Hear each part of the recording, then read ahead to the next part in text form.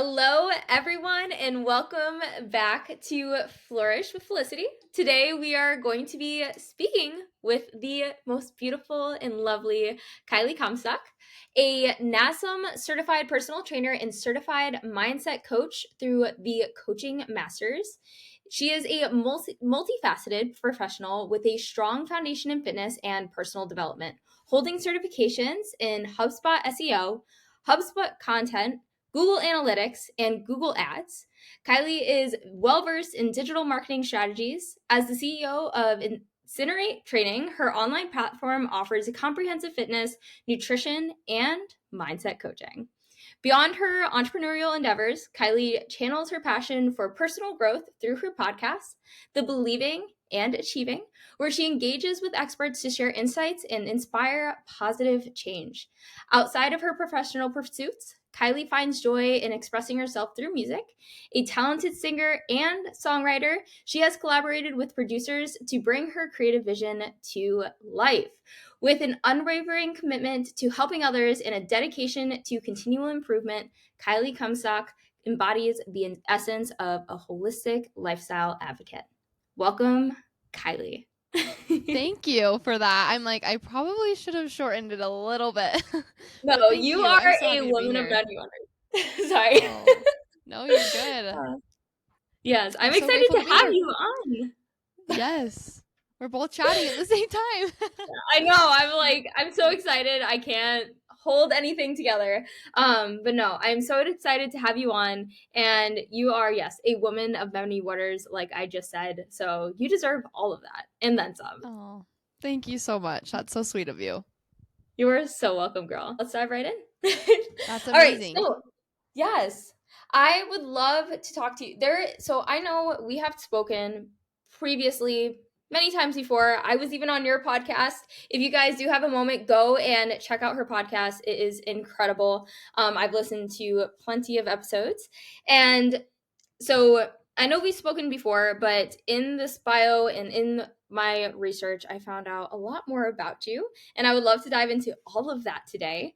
But let's start off with the beginning half of your personal training journey, because I feel like that is like the main thing that you do and you promote on your Instagram. So let's start off with your history and kind of why did you become a personal trainer? Yeah, that's such a good question.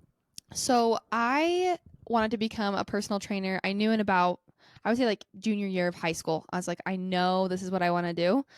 And I guess I kind of have to give a backstory of like my own fitness journey, if that's cool with you. Okay. Okay, Of yeah. course, So absolutely.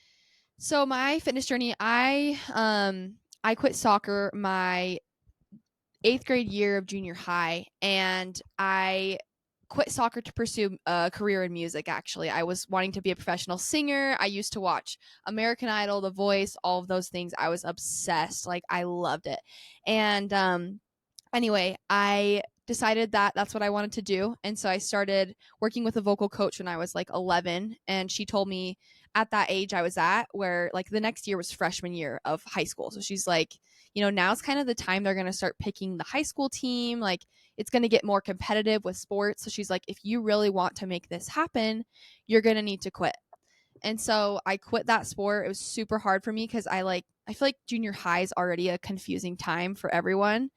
And so I just felt super alone. And I just went through that was like a really mentally challenging year for me. Um, Mhm. I got to the point where I didn't even know like what my purpose was here. Like, I just felt so purposeless, so worthless because I didn't have anything to keep me going. Like, I'm like, am I just like here to sit around, after school and do nothing? Like, I don't know what my purpose is. And so, kind of moving on from that, I had my sister invite me to the local rec center, and we went. She was like, "Hey, like, please come." I told her no. One time I was like, "I'm not, like, I don't want to go work out." Like, no, you know what I mean? So then, she asked me again a second time, and I was like, "Fine, like, I'll come with you." And so I went with her, and I felt amazing after my first time working out. Like, I was like, just on my own. I was like, that Mhm. is what I need to make me like feel better, to like feel my best. And so I made a commitment from that day on. I was like, I'm going to start working out every single day for my mental well-being. Like, if I don't work out, probably not going to feel my best. And so from then on, I started going to the gym every single day, started, just kind of running and doing like abs, just as everyone starts out, the cardio and abs, classic. Yep. Um, so anyway, I started doing, this is a kind of a long story, so I'm trying to keep it short, but Drive yeah, on so I in. got No in. worries. Okay, good. I did that, and then eventually over time I picked up the weights, got into that, loved it, felt incredible from lifting. And I just knew like from then on I wanted to help other people. I knew that like it clarified to me that music was not my passion. It was actually just a hobby for me. And I had already produced like a couple of songs. I had been working with my church with some music as well. And I just had found that there was a level of like passion that I had for fitness that made me want to help other people. And it made me want to show them this, how amazing it made me feel. I wanted to help other people do the same. And Mhm. so that's kind of when I, after a while of working out, probably like sophomore year, like I said, I got a different gym membership. I went from the rec center to like an actual gym. And that's when like I think the personal training spark came because I saw the personal trainers at the gym and I also felt like I was more advanced in comparison to when I was doing it at the rec center.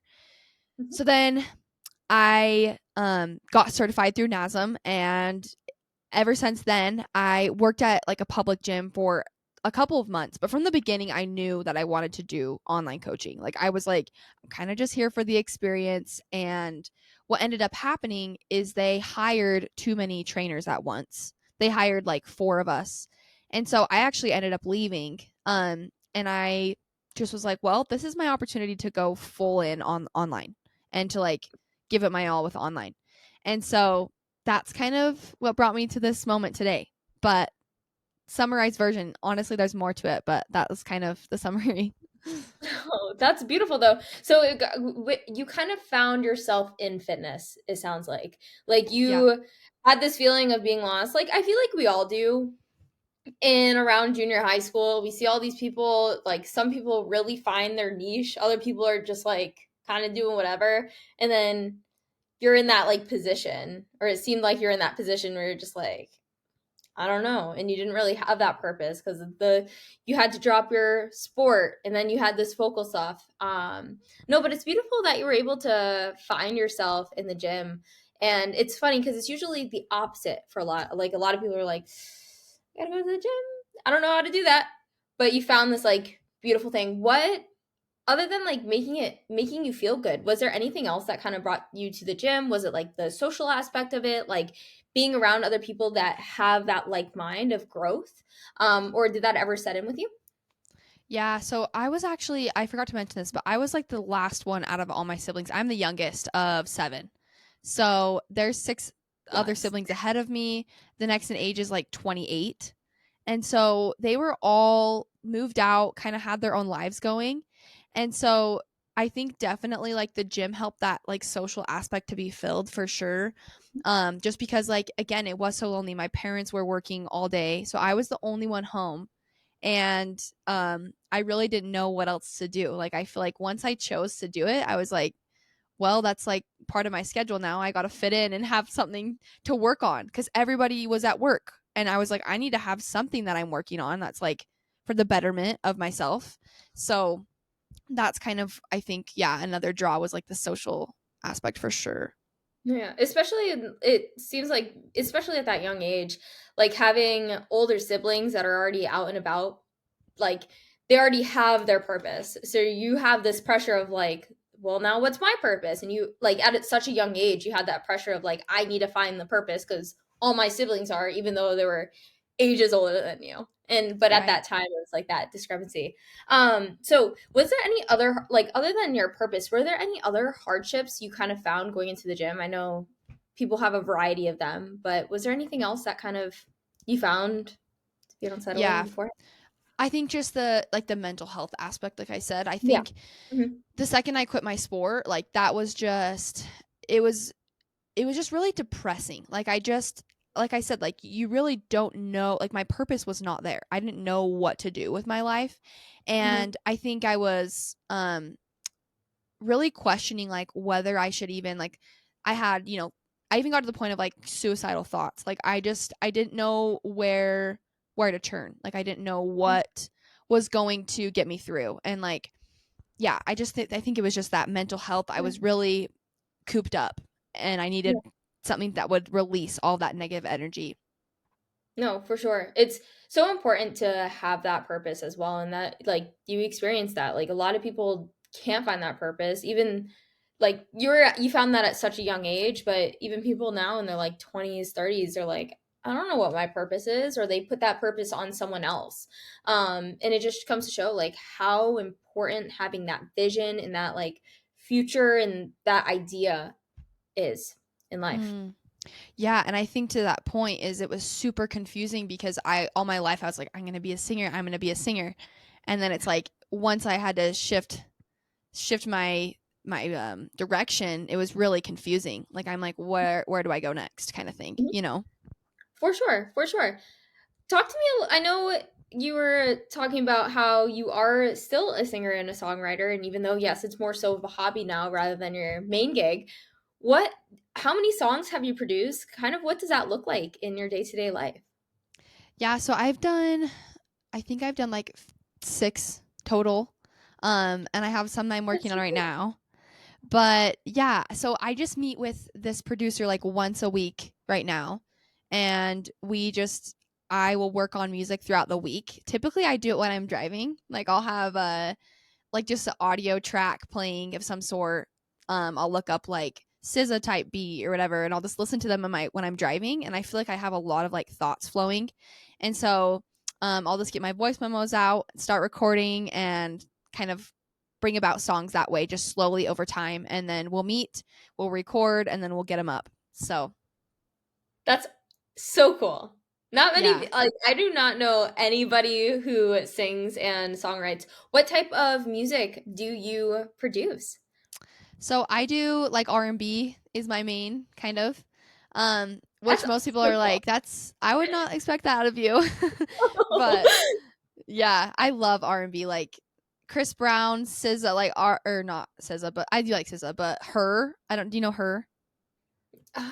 I've seen it. I heard it. I probably have a few songs for sure. I'm one of those She people that listens to multiple.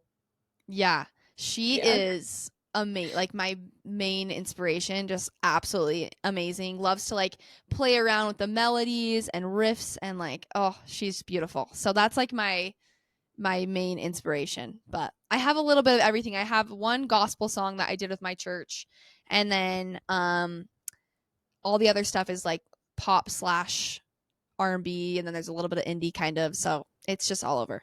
But like I said earlier, a woman of many wonders. oh, you're so sweet. It's so true. Look at you. You're even like venturing into different types of music, which is so cool. You don't normally see artists do that. That's so cool though that you do that on the side, and that's just something that you've always done. That's Well, thank beautiful. you. Thank Yeah. Do you. you have any future goals with it at all? I honestly I want to have an album out at some point. I think Hmm. right now it's hard because like I said we only meet once a week. And so the amount of time, like the amount of stuff we can get done in that week is like very small. Um but yeah, we're working on a song right now that's like almost done. So that will be out soon, and then I think from there like we'll just keep kind of plugging away at these singles, and then maybe we'll make that all an album over time is kind of what I'm thinking. That's gonna be incredible. I cannot wait to hear it. Do you like music? Do you play? Do you sing? I no. Sing in the I shower? used to play the piano. I'm not very much of a singer though. But I do love music. I love that's what I was like. I think I've seen her before, but I listen to such a very wide, vast variety of music, from classical to rap to heavy metal, screamo music, like literally everything, very wide range. So I am into music. I just don't produce it by any means. Got it. That's Yeah. awesome too. It's fun to like just listen to different genres, send songs back and forth with people. I think people's music choices are always so unexpected. Like That's so true. I bet I know you know like Layla Hermosi. But Hmm. she was talking about like the type of music that she listens to, and I'm like, she's this like boss woman, like businesswoman, whatever, she's over here listening to like rap, and she's like, I can't play it in front of people because it's like says the F word like every 2 seconds, and it makes me laugh because I'm like, she does not seem like that type of person at all. So No, I didn't know that she listened to rap. Like I didn't even know like I don't know. I just look at her as like I just know her as the businesswoman, not thinking like the personal aspect of what type of music she listens to. Like you completely like threw me a curveball when you said R&B. I was like, really? I would expect like indie. Like I feel like that's kind of your vibe, but the R&B, that is incredible. I will have to go and listen right after this oh, podcast. thank you. Yeah, it's You're very I feel bad welcome. because I'm like, I would love to show you like where I'm at now, because the most recent song I did was with my church, but like the one before that was like a year and a half ago. So I just from I think I was like 17 when I produced it. It's crazy how Mhm. like your vocals even change from then. Like my vocal cords were still maturing, Yeah, which is no. crazy. But Have you found any tie-in between because you did it so you were singing so young. Have you found any tie-in between the gym and singing and it helping there? like as far like could you clarify the question a little Yeah. bit? Like I know, for example, I actually know someone who does sing for his church, and he meets with the vocal coach, but he does a lot of like rib cage exercises for Oh, yes. like helping him sing. Do you have you found that correlation and like that meeting point of like the gym actually helps me sing more and sing better? Oh, yes, yes. I'm so glad you brought that up. I would say like diaphragm, like working your diaphragm, especially if you're, I think cardio respiratory endurance is really important for like your Mhm. breathing. And so I think learning how to engage your diaphragm, like when you are working out, is actually something that will carry over to music and to singing, because it really is like your breath support when you're singing a song. If you are coming from your chest, like if I were breathing up here, I'm not going to be able to hold out a note very long because the amount of oxygen you can store up on your chest is very small in comparison to like your diaphragm, right? And Yeah. so I found through like strengthening that, I think cardio does really well with strengthening your diaphragm just through breathing really hard and heavy. Um, Yeah. that it's actually helped that as well. Absolutely. Speaking of cardio, you are a runner as well. So tell me a little bit about the what you're running a like a whole marathon, right? I know you're Yeah. running something crazy. So tell me a little bit about that and what you're doing there. Yeah. So, okay. I'm trying to think when okay. So I think it was like early November. And I just needed a challenge. I'm like, I've been lifting for 5.5 years, maybe more. And I'm like, I need a challenge. I need something out of my comfort zone. And I'm sick of lifting all the time. So I was Yeah. like, I just was looking, I was like, marathons near me. And then I just signed up like the night of. And then I told my parents, I was like, hey, I'm running a marathon tomorrow. Like, I'm running a marathon in a couple months. Like, I'm going to start running for it. So yeah, I just have been training. I'm running about like 30 miles a week. So it's nothing crazy. Like some marathon people get up to like 60 miles and like 65. But I've actually been chatting with a friend who's been doing, she does Ironmans, triathlons, marathons, all the above. And she has done them for years. And so she's told me that like less is more when you're lifting already, because you're already Mhm. like strengthening those muscles that are going to be required in the run. And so when you're strengthening them, you don't need to put as much stress on them through running, because like that's how people strengthen and prepare their muscles. But if you're lifting with running, then you don't need to do as much miles. Oh, that's so interesting. Yeah. That's so weird because I know that cardio to an extent at a certain point starts to like break down that muscle. So you have to, of course, keep up the lifting, but I would think that running and doing that and getting your cardiorespiratory system in check would help that. So that's a Right. really cool, interesting little tie-in. So you get to learn as you go. How is that in total though, going just from lifting from so many years? Like what sort of challenges have you seen throughout this process? That's a good question. I would say so. I think there's just obviously days that you don't want to do it. Like it's kind of like you with your bodybuilding. Like I know you've done shows and there's the cardio and the weightlifting and it's a lot. Like there's some days you're like, this is not like the number one most important thing right now. Like I have so many other things that are very important, but like you have to just do it and put the time in. And so I think some days it's challenging, but I also think that like it reaps so many mental benefits. Like I feel like pushing myself this way makes me want to push myself in all the other areas of my life. Like I don't want to just be I've feel like you embrace discomfort when you are embarking on like a physical challenge Yep. because you're always uncomfortable. Like when after your I don't know, if after your run you're like pushing yourself to get the work done because you're spending more time exercising. So I just feel like the push goes into other areas of life, and I think the it's helped me to really um build my focus because I have to stay like if I get distracted on my run, I notice that it feels a lot harder and it feels a lot more stressful. But when I slow down and I stay focused on like I'll typically put on like a video or like a podcast of some sort and I won't change it until it's completely over. And that has helped me so much with like getting through the run because I think when you're switching back and forth and there's like so many different sources of entertainment, whether it's like a song or a podcast or a YouTube video, if you're going back and forth between different media streams, I think it really makes you not as focused and it's hard to finish the run. Yeah, no, for sure, for sure. It's kind of like when you're doing something and you keep looking at the clock and you're like, it's only been a minute. It feels like an hour. It's like the same concept. It's like you're switching and you're trying to change different things and it's just making that time go by a lot slower, especially when you're running. It and running miles, it takes time and that's the hardship of it too.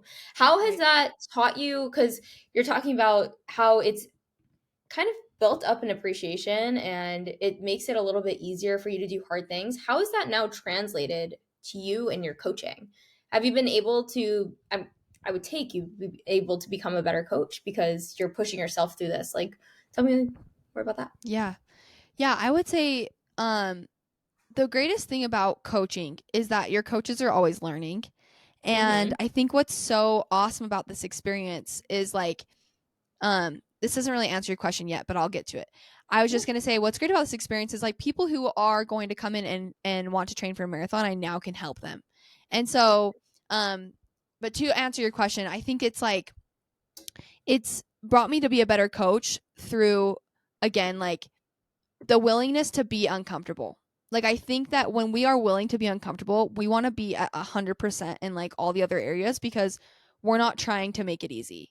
And so I Mhm. think that's what's really helped me to be a better coach is like I'm on top of I want to be make sure that my client gets the programming the next day or like if I'm going to make a commitment like I will show up exactly as I said I would. Like I want to be better. And I think when you can take away that like I just want to be comfortable. I just want it to be easy. I just want it to be, something that I just get off my task list. I feel like when you shift to like, no, I want it to be hard. I want it to be uncomfortable. You're able to deliver so much better because you're not doing things for you anymore. You're doing things for other people. Like your purpose as a coach is to serve other people and to help other people. And so I think if you're constantly comfortable, like you're not going to be able to serve to your best ability because we really do our best I think when we are uncomfortable because we're willing to do hard things. Yeah. No, absolutely. And your growth comes from the uncomfort that you're put in. I like you probably see it all the time with your clients where they give up when it's hard and I'm like you have to reassure them like when it's hard, that's when it matters most because that's you stepping out of that comfort zone and you out of that boundary. And when you do that more and more, then that uncomfortable becomes comfortable and you can just become better and better. And it's Mm-hmm. just such a beautiful dynamic and progress towards your Right. goals. Well, and to your Yeah. point, I think like I always think about what Alex Hermosi says. I literally study everything they say. Like Yeah. Layla and Alex, I'm like, you guys, one day I hope I can just like give you the fattest check and be like, you deserve this for helping me build my business. But anyway, Alex was just talking about how like all we have nowadays is like your most valuable asset is like your focus and attention. And Mhm. so it's like when it comes to doing things like discomfort and uncomfortable things, I think like I said, like if you can just stay focused on one thing at a time, if you can really like slow down, like that's what really been my motto this year is like slowing down and just doing one thing at a time and like Mhm. really focusing on it, I think you can really like deliver and I think you can also um do more uncomfortable things because you don't have the pressure of like trying to get a billion things done. Like you're just doing one. And so I think it helps you to do uncomfortable things more often. And it makes it a habit when you can just focus on that one thing at a time. Yeah, no, absolutely. It's like to-do lists. You want to have like three tasks for the day, and as soon as you're done with that, like give yourself that. A lot of people overwhelm themselves and like I didn't get it done, and they're hard on themselves. And when you put your attention to too many things, it's like that's why every like if you look at any well-to-do person, there I was talking to Baker about this earlier, where their thing is one thing. Like Chris Williamson is good at podcasts. Alex Tramosi is good at scaling businesses. Like everyone is good at their one thing. And so when you can narrow your focus, you can put your 100% on that one thing, increasing your capacity for it as well, Mm-hmm. which is beautiful. No, Yeah, cool. for sure. So with that being said as well, how have you taken what you've learned and like what are some lessons that you're now teaching your clients with this? Um, with like the marathon training or just like some life lessons? I mean, let's go into marathon training, but I definitely want to talk about some life lessons as well. Okay, great. Yeah, so with I think with marathon training, I think just like I've learned endurance, right? That's kind of what Mhm. you're really teaching yourself. And so I think when a client comes to a coach, they're pretty angst for progress. Like they want their life to change. That's why they're coming to you. That's why they want help. And so I think teaching the clients like the endurance aspect of like, you know what, it's going to take time to see like the results you're looking for and Mhm. to progress in the ways that you're wanting to. And so you're going to need to have the long-term endurance. So I think it just like comes back to like teaching them sustainability and teaching them that like good things come to those who wait. And yeah, I think the endurance aspect is probably the biggest lesson that I've taught my clients through this. No, absolutely. And patience is such a virtue, especially when it comes to physical wellness. It doesn't come the next day. I know we all want it to, but it truly doesn't. It takes months and it takes the habits to build up and you to like those hard things as well, like we were just talking about. That's beautiful. Let's talk about some life lessons that you've learned. So along the way, like what are some life lessons that you've now taken from that?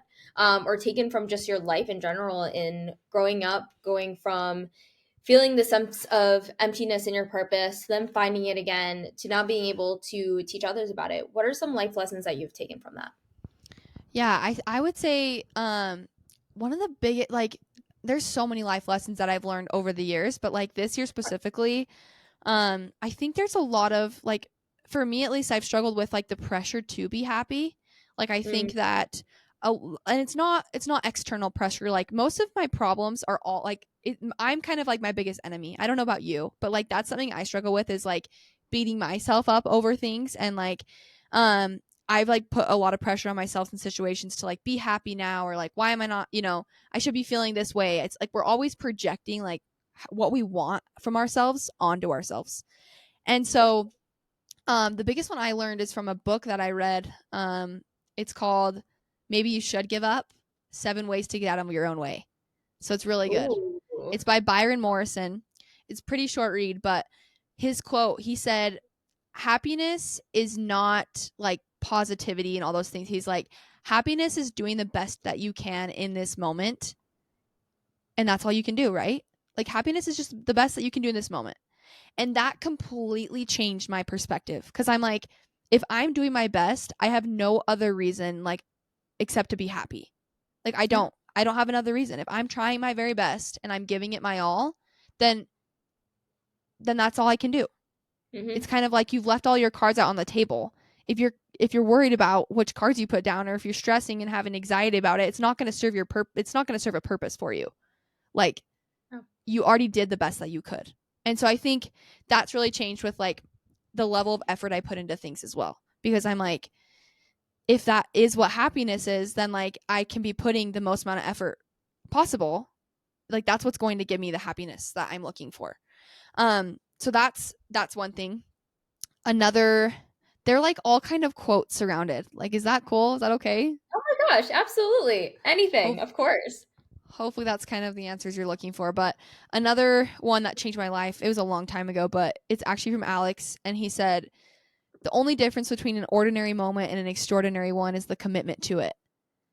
And so you don't necessarily like, I think a lot of times, especially like in entrepreneurship, there's a lot of minutia. Like there's a lot of stuff you have to do it day in day out. Like same with the gym. You have to do things repeatedly that aren't exactly fun. And I think reminding yourself that like, oh, it's just that I need to like if I just commit and give like the most amount of energy that I can to this thing, that's what makes it extraordinary. It's not some, crazy opportunity that's presented to me one day. Like it's in the ordinary moments, but it's just committing to those ordinary moments. And so that's another thing. I'm trying to think of one more. What is another life lesson? I think I'm learning more as I get older that I need to work on not being hard on myself. It's kind of like what you talked about a little bit in my podcast, Mhm. but I think that I see this in a lot of high performers. They get like really obsessed with their goals and with like achieving things, and it's because of like the level of confidence and security it gives them from achieving, right? But I Yeah. think that at that same time, I think that when we do achieve, it's great. But on the opposite, when we don't, that level of like hardness on ourselves is something that like I've really been trying to work on because I don't think that it serves me. And so I think like letting go of what doesn't serve me and like what mentally drains me, because I think that being hard on yourself is wasted energy. Like it's not going to propel you forward. It's just going to hold you back. So that's probably the three main life lessons I've learned this year. I loved every single one that you said. I was taking notes as we were going because I wanted to touch on every single one of them, because I agree 110% for the first one with happiness being determined about like just doing your absolute best. It is so true. Like you, if you do your absolute best, there's no more you can give. You should just be happy in the fact that you you did what you needed to do. If you gave half effort, then if it didn't go your way and you knew that you could have given more, that's when it's that unhappiness sets in. But it's so true that as long as you lay all the cards out and you're capable of like putting everything down on the table, like, hey, I did the best, I gave it all that I could, you can be happy that you just even tried, to be Mm. honest with you. It's kind of like taking a test. And like if you didn't study and you failed, you didn't study and you failed. Like there's no like anything there. If you did study and you still failed, you at least knew that you put in that effort, and you should be happy of like, hey, like even though I didn't do so good, I put in all that effort, and it's just like that happiness that kind of comes about of like just doing the thing. Maybe Mm-hmm. not just the outcome as well. And I feel like all three of them that you brought up kind of played into each other as well. So with the Alex Hormozy quote, yes, entrepreneurship, there is a lot of like, we call it daily due diligence, or at least I call it daily due diligence, where you just have to do the same things over and over and over again, and you don't see any outcome. And I've been watching a lot of Jordan Peterson podcasts recently, and I've learned so much from him. But one of the things that kind of correlates to this is that he goes, growth, no matter where you start, is a curve that goes, it's like, if for people who are just listening, it's pretty flat, pretty flat. You might see some linear growth, very small, and then all of a sudden, out of nowhere, it just straight up shoots up. And it's so true. Like you have to constantly put in the work. He was talking to his daughter Michaela. That was the podcast that he was bringing this up on, because she fell off due to a illness on the gym, which is kind of funny that it correlates very well. And she was like, it's even hard for me to go to the gym for 2 times a week for 30 minutes. He goes, okay, so let's go to the gym one day out of the week for 10 minutes. And if you can do that for a few weeks, then you increase it. But just starting there, no matter where you start, you will see that growth over time. But you just do have to commit and give the most amount of energy you can to those like very medial tasks for Mm. sure. I don't know, have you ever experienced that sort of growth yet in any of the many adventures that you've gone on in life.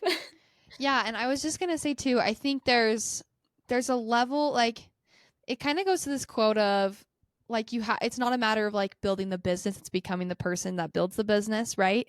Yes. And I Yep. think I think about that with like pursuing something. I think about how there's you're probably not like it's okay to set a goal and not meet it. Like I think a lot of Mhm. times we set ourselves up for like identifying with failure even though it was just a mistake. It's not that we're a failure, it's just that we made a mistake or we failed, but we aren't a failure, right?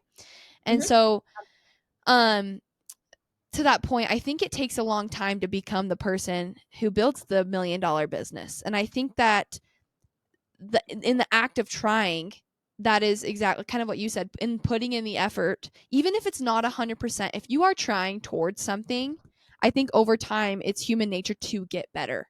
I think, like, for example, if I were to go out and shoot hoops for 30 minutes a day and I did that, 5 times a week, I mean, obviously I'm going to get better, right? Like it wouldn't make sense for me not to be progressing unless I don't, I guess, unless I don't learn or make corrections on what I'm doing.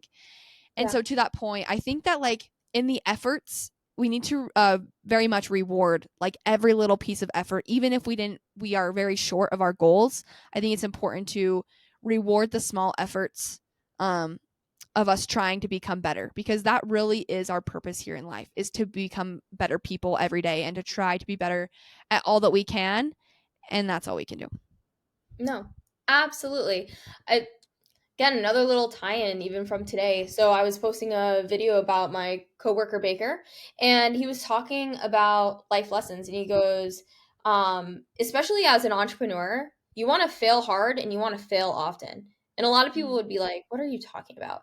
And it's because when you're an entrepreneur, your success lies in the failures that you create.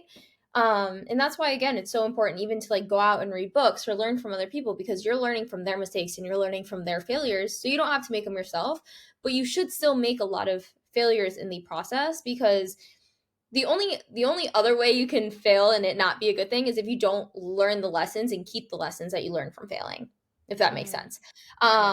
And he was talking about that. I'm like, that is so true. We look at failures as like this bad thing, but you have to really reframe your mindset and look at it as like, all right, so I failed again. Any really successful entrepreneur has had crazy failures in their life where they have hit absolute rock bottom. And the best thing about hitting rock bottom is that the only other way is to go back up again. Um, and they keep trying, and their failures have now become one of the greatest successes in Mm, history, not even just in their yeah. life, which Yeah. is really cool. And there's a lot to learn from that for sure. Yeah. Um, so with that as well, third one you were talking about was like working on not being hard on yourself. Mm-hmm. And that is definitely a big thing that a lot of people do need to learn, and I do agree 100% with it. I know I brought it up on your podcast too. Because especially in today's age, we are surrounded by people on social media who flash their fancy cars and flash their trips to Dubai and flash this, flash that. And we look at that and we think that's the social norm and that we should be there right now. But a lot of those people are like the not even 1%, they're like the 0.005%. And we're comparing ourselves to that because we can see it. And where we are is the best we can be right now, especially if you do, like you said, put all of your cards out on the table and try your best. And you should be happy with where you're at with that. But we compare ourselves to this like crazy 0.005%. Or we see people that are older than us who have been in the game for so much longer, or who have done it for a lot longer and have had that exponential growth that we just haven't hit yet. And that's why we put a lot of pressure on ourselves. Do you find that you still put pressure on yourself, or do you like after learning that you start to look at them and like, all right, more so an inspiration rather than like, oh, I need to be doing more? Yeah, I actually here's another book plug. I don't know if have you read Psycho Cybernetics? No, I've never even heard of that. Oh man. Psycho I'm reading it cybernetics. my second time through. My brother actually put me on it. He does courses and everything too, so he's kind of my inspiration with that. But uh yeah, so basically psychocybernetics, it just talks about like how depression and like all of that is like the measurement against someone else's like life. So it's like if you're measuring your life, or if you're having expectations based on what you see, that is like depression. Like that's exactly like, because you're either looking at someone else's past or future or whatever, like you're just comparing. And I totally think that that's like true to what you were saying. Is it's like, I think it's important to reconsider of like, what am I measuring it against? Like even with pursuing goals, like why is my goal set here? Or like why am I what does success actually look like? Because like if you haven't experienced it yet, then you don't actually know. And so I think a really good mindset that I have loved to um adopt in my life is just like the what if. Like, there's like not really like a yes or no or definitive answer with entrepreneurship. Like there's always just like a what if. And so I think when you just have the mindset of like, I'm going to try it out and see how it goes, instead of like, I want this desired outcome, I think sometimes you actually do better because you remove the pressure. And so I think, to your question of like, do I feel the pressure? Um I think no, because you get in the habit. You get in the habit of doing things so frequently that the pressure becomes like removed, and it's just like what you do. Yeah, Um totally. but I also think there's kind of merit in believing, I think, that like pressure is a privilege. Like I think that I've realized that more and more with like the amount of time you have as you get older. Especially with me being in school and like working and trying to do my own business and social life and family. Like I know you understand it more than anyone, like with being a part of AR and running your own business and social media. Like there's so much to do all the time. There's lots of priorities and lots of things to do. I think that it actually like pushes us to get things done more often than not, No, because no. there is that stress and pressure of like you have to have things done at a specific time because there's other like time constraints on your schedule. I think it Mhm. actually makes you do it more. Like when I have more time freedom, I feel like I'm actually sometimes less motivated to do things, because I'm like, oh well, I can go whenever I want, I can do that whenever I want. But then if Yeah. I have something that's like, let's say it's an hour after I plan to do something, then I'm like, oh gosh, I got to get this done by this time. And I think having those like deadlines sometimes creates like a more successful outcome than if they weren't there. So I Yeah. think sometimes like it's helpful to believe like pressure is honestly a privilege sometimes. Yeah, no, absolutely. It's funny that you say that. So throughout like what you're saying, I was thinking of like other little things that I've heard and learned. And so the first thing, there's actually two things that I want to even bring up with Elon Musk, because first off, he even tells everyone that no one wants to be him, even though he is the richest man in the world, and he has so much power. He has everything that someone would look at as like inspiration when it comes to money and power, whatever the case may be. Just being so famous as well, and having that influence on so many people, and being able to build rockets, and shoot them up to Mars, and build trucks, and make the world's greatest like cars. But he says that he has so much going on in his mind, and it's like an absolute war in his mind at all times, so no one actually wants to be him. So we never know what really that success feels like. There's even a bell curve that many people have brought up. I can't name one in particular, but when it comes to wealth and success, where it's like at the beginning it's like really low, and then you go up, and then you reach a certain point where it's like you are at your peak, you are making good money, you have enough freedoms, this, that, and the other. But then there's a downward spiral when you start to make too much money, and you're like, too much money, how is that possible? It is possible, because people start coming after you, and then you start getting attacked, and your family starts getting attacked, and then you're at risk, and we don't really see that side to that success. And not many people talk about it. We just look at these as like idols and these figures that just make so much money, and we're like, whoa, we want to do that too. But in a sense, yes, pressure is a privilege. Going back to Elon Musk, he even talks about, we you will get whatever you need to done in the time you allow yourself to get it done. That's why, like, when we take tests, or like what we typically find with people who take tests, not many people study multiple days or weeks in advance. It's usually cramming right before the test, because we're like, all right, we can cram in an hour. And you don't really think like long term, but you will get it done in that hour because you're allowing yourself to do it in that hour. Um, and any project, if you have to sit there and you have to focus during that time frame, you will get whatever done. Even Elon Musk tells his employees to get crazy things done, even though they don't think it's possible, and they do it, Mm, which is yep. kind of crazy and really cool all in the same time. I think to that point too, like I had mentioned earlier, there's so many things to do, right? And Yeah. I think something I heard from Alex again is like strategy is just priorities. So it's Mm-hmm. like if you really want something to work out, you might need to like um put off something else to make this thing work out and prioritize that. And I think that's the problem is like we think that we're like freaking invincible. We're like I can do this whole thing. Like, I'm going to get it all done. But it's like, in reality, like, there is genuine trade offs you're going to have to make.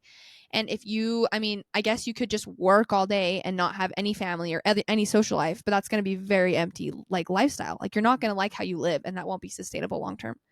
And so, I think just like recognizing that, like, your strategy is really just your priorities. If you prioritize what you want to get done, it will happen, like you had said. And setting those time boundaries sometimes is like the pressure that you need to get the ball like rolling forward.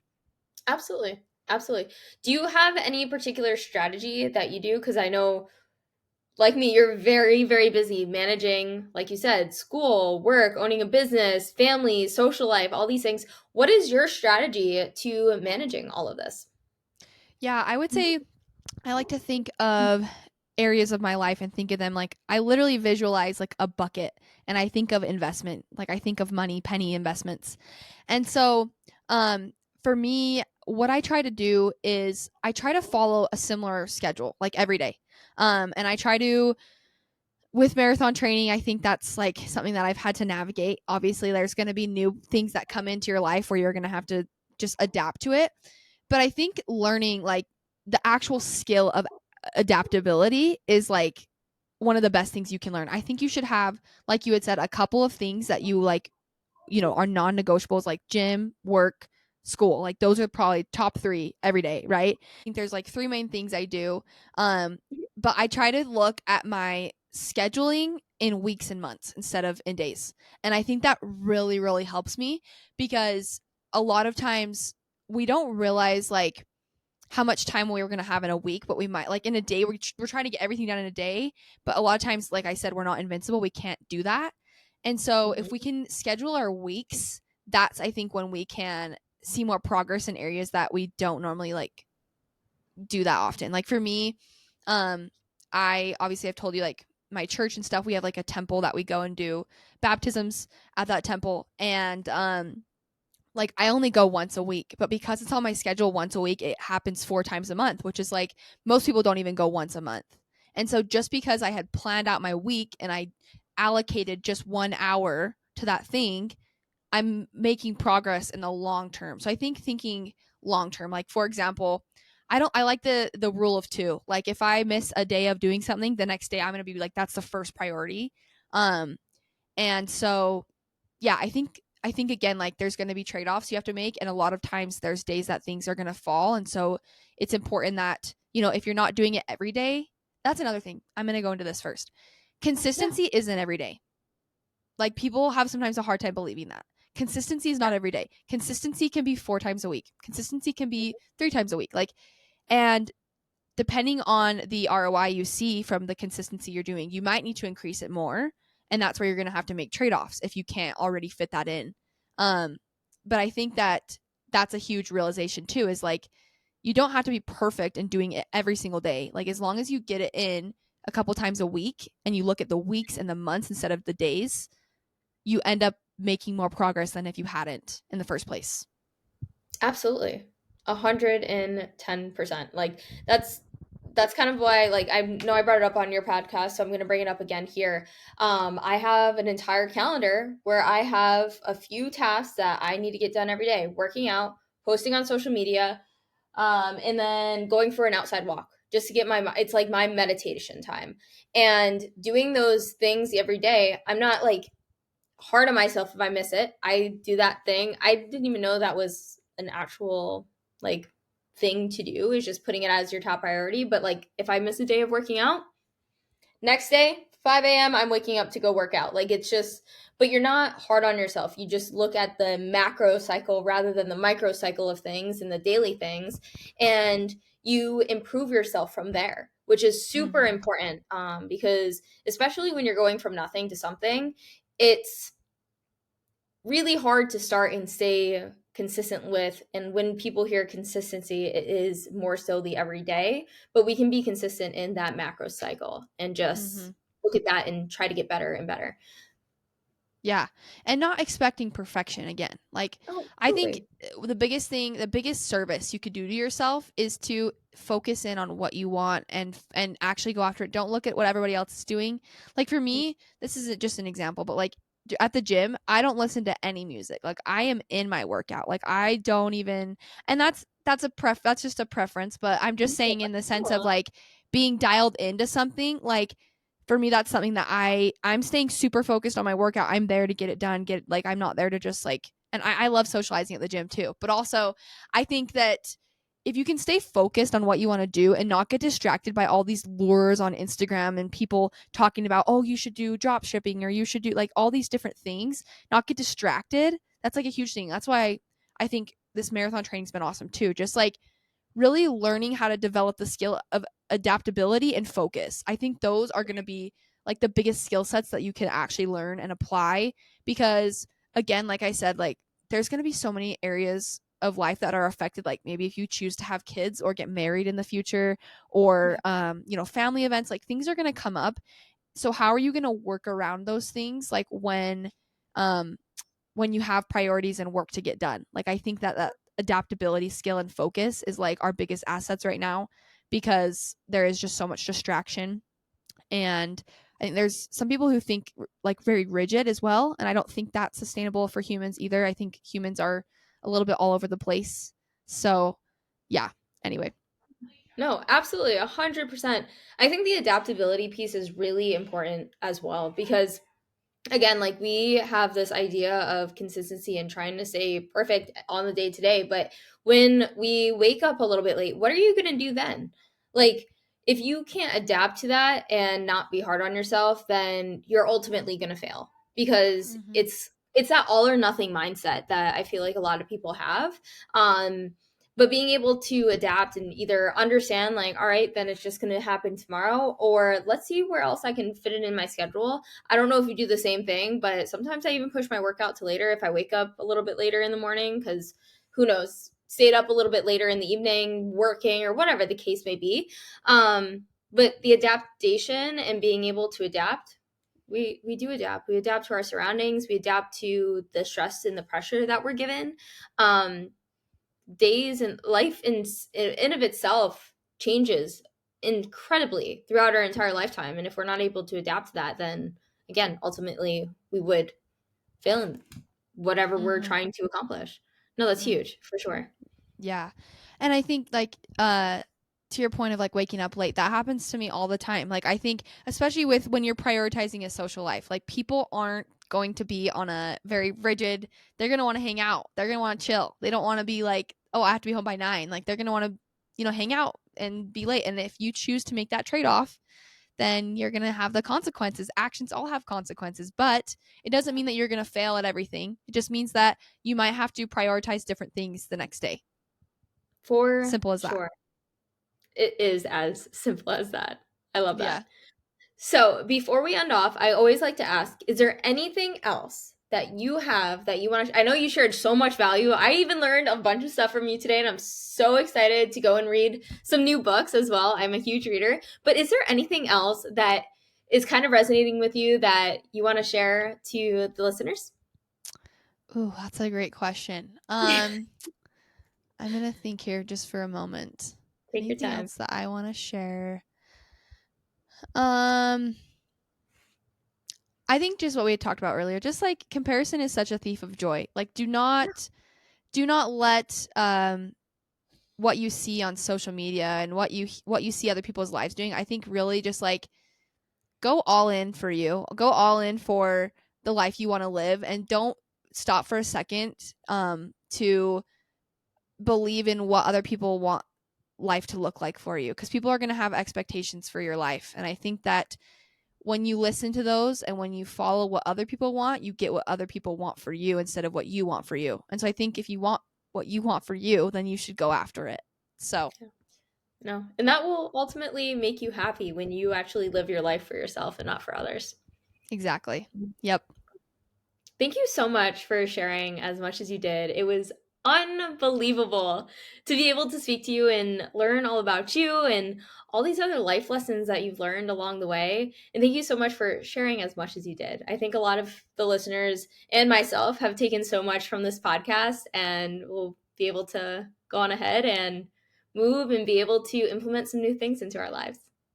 Thank you so much for having me. Felicity, you're incredible. I told you before, but I'll say it again. And I just am so excited to see your growth. Like I know with your level of intelligence and empathy and understanding for people and compassion that your business is not only going to grow, but I think your connections with others, and I can't wait to see where you go in life. Oh, thank you. You're such a beautiful being inside and out. I appreciate you so much. Of I course. can't wait to have you on again, and we'll talk soon. Okay, sounds good. Bye. Bye.